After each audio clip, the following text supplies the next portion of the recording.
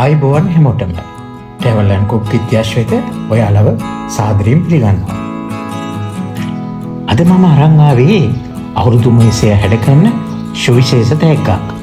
කෘත්‍රිම වර්ණක නැතුව ස්වභාවික දේවල් වලින් හදපු පාට උඳුවලට.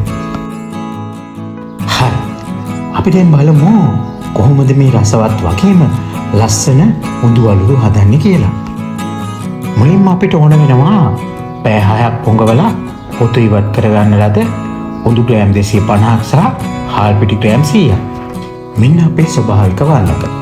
බීට්රූට්, කැරට්, කොත්තමල්ලි කොළ සහ නිල් කටරොළු මල්. මේ වර්ණක නිවැරදිව හදාගන්න විදිහ මම මීට කලින් කරපු ආස්මි වීඩියෝ එකේදී විස්තර කළා. ඔයාලට පුළුවන් ඒ වීඩියෝ එකත් බලන්න.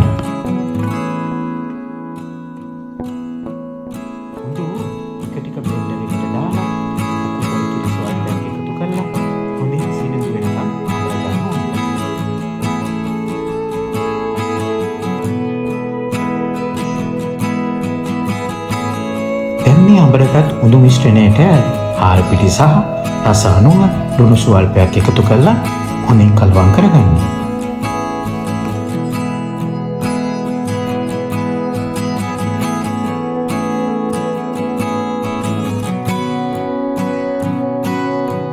ඊට පස්සේ බඳුන හොඳින් වහලා පැය 3ක් විතර පිපෙන්න තියන්න ඕනේ.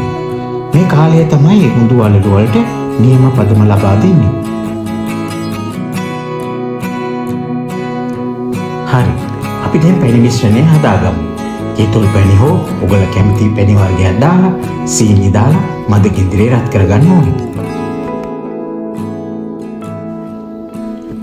මේ පැණි මිශ්‍රණයට මතක ඇතුව එනසාල් ස්වල්පයකුත් දාන්න. ඒක සුවඳක් වගේම හොඳ රසයකුත් එකතු කරනවා. ඔන්න දැන් මේ මිශ්‍රණය බදුන් 4කට බෙදාගෙන අපේ ස්වභාවික වර්ණක ටික ටික එකතු කරලා ලස්සන පාටවල් 4ක් හදාගමු. පයිපින් බෑග් එක පාවිච්චි කරලා රත් උණු තෙලට වලලු හැඩයට වක් කරගන්න. රන්වන් පාට වෙනකම් මෙන්න මේ විදිහට බෙද ගන්න.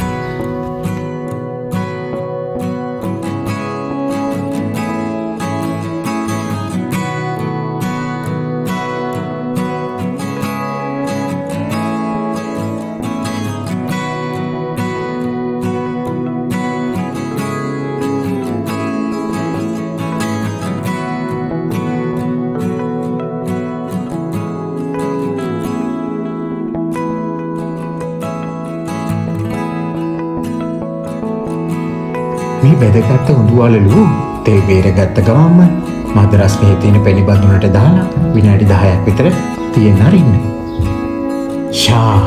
බලන්න කොච්චර ලස්සනද කියලා. මේ පාර අවුරුද්දට ඔයාලත් මේ වගේ පාට ලස්සන උඳුවලලු හදලා බලන්න. මේ රෙසිපියට ඔයාලත් කැමති නම් ලයික් එකක් දාලා යාළුවොත් එක්ක මේක ෂෙයා කරගන්න. තවත් රෙසිපි එකකින් අපි නැවත හමු වෙමු.